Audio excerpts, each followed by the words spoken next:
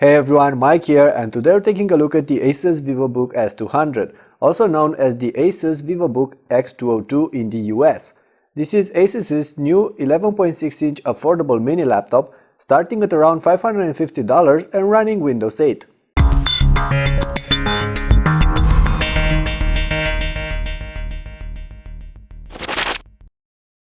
The VivoBook S200 is not really an ultrabook, but comes extremely close to one.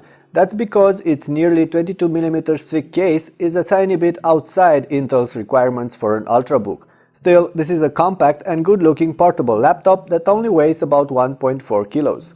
It also feels sturdy and properly built for life on the road. The aluminum-dressed lid cover is quite stiff and does not bend easily, while the bottom is covered in this soft plastic that provides proper grip when grabbing the laptop. Down here, there's only a cooling grill in the middle of the underbelly and the speakers on the sides, as the battery and internals are encased and not very easy to access or remove. While not as thin as the 11.6-inch Asus Zenbook UX21A, the VivoBook S200 offers enough space on the sides for a complete set of ports. On the left it packs the PSU, an Ethernet port, a full-size HDMI and two USB ports, plus a Kensington lock. On the right you'll find the VGA video output, another USB, the headphone microphone jack and a card reader that still can take an entire SD card, but don't forget this is a compact laptop. Lifting the lid cover, you'll notice a silver aluminum covered interior and a glossy bezel around the screen that seems to be made from some sort of metal as well. The screen and the black edges around it are covered in hardened glass, and if you're wondering what's the point of these rather large edges, well, it's simple. Windows 8 needs them in order to perform most of its bundle gestures. The display itself is just average, as the S200 packs an LED backlit TN panel with 1366 by 768 pixel resolution. But on an 11.6-inch screen, the images and even the texts are fairly sharp.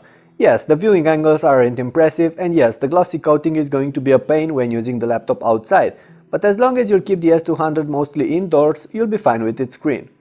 Oh, and did I mention this is a touchscreen?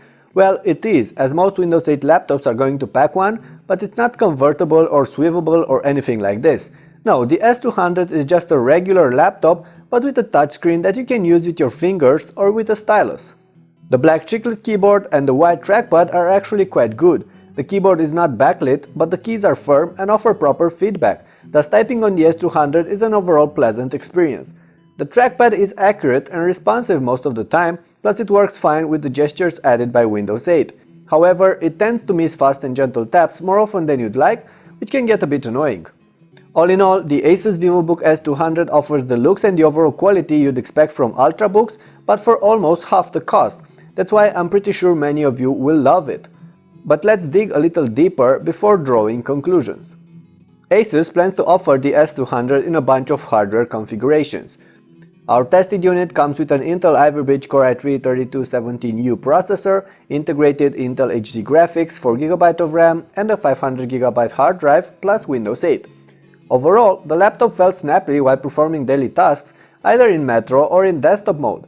In fact, with Windows 8 and the touchscreen, you're going to spend a lot of time actually scrolling between Metro apps and swiping and touching things around. I'm not going to tell you that many things about Windows 8 in this particular clip, but I will show you some of the basic functions and gestures implemented by the new Microsoft OS. Yes, you'll need some time to adapt to them, but in the end I believe you'll like them. Oh, and if you fear you'll have smudges and fingerprints all over your screen, well, yes, there's no way past those, but you can always use the laptop without actually touching the display if you want to.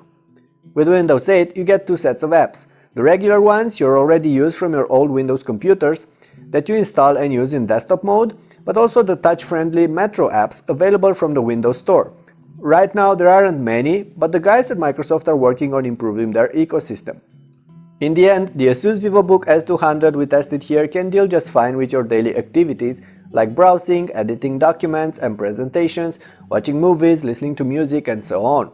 It can even deal quite well with some light games and even more demanding pieces of software like video or photo editors. However, don't forget that this laptop is not really meant for that, so don't expect too much out of this Core i3 hardware platform. More details about the specs, performances and some benchmarks are also available in the written review, so make sure you have a look at that one as well. I've linked it in the description below. While most 11.6-inch laptops tend to get either noisy or hot when pushed, the S200 does not. Yes, you'll hear the fan spinning and the hard drive cranking from time to time, but that's normal. And the laptop does get warm on its underbelly, but it never gets uncomfortable to hold in your lap. The speakers are for sure loud, while the sound quality isn't that shabby either. Still, don't expect anything spectacular. These are after all just some tiny laptop speakers. The webcam on top does a decent job as well, but unless there's enough light in the room, the images will quickly get grainy. And as a final detail, the ASUS S200 packs a decent Broadcom wireless module that also adds Bluetooth, so connectivity wise the VivoBook is alright, although there's no Wi-Fi like on many of the more expensive ultrabooks out there. There's a rather small 2-cell 38Wh battery inside the ASUS VivoBook S200, and that's going to be enough for about 3, maybe 4 hours of everyday use based on your activities, which isn't exactly stellar, but it's not that bad either. I did like the compact power brick though, with a long cable suitable for a laptop designed for life on the road. The exact ASUS VivoBook we tested here starts right now at around $550 in the US and about 500 euros in Europe, but I expect the prices to drop a bit in the next weeks.